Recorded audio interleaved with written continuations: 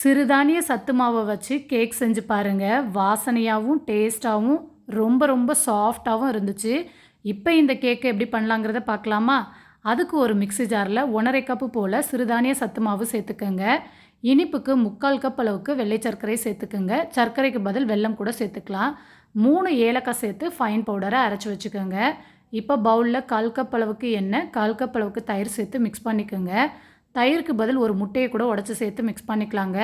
இப்போ அரைச்ச மாவு 1 teaspoon baking powder, 1/2 teaspoon baking soda சேர்த்து நல்லா மிக்ஸ் பண்ணிவிட்டு 1/2 கப்பு பாலில் 2 பேட்சாக பிரித்து சேர்த்து கட்டிகள் இல்லாமல் நல்லா மிக்ஸ் பண்ணிடுங்க.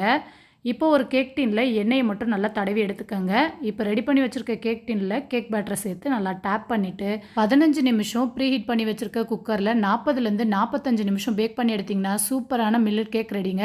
நல்லா ஆறுனதும் கட் பண்ணி சர்வ் பண்ணி என்ஜாய் பண்ணுங்கள். ரெசிபி பிடிச்சவங்க மறக்காமல் லைக் பட்டனை தட்டிடுங்க. பாய்.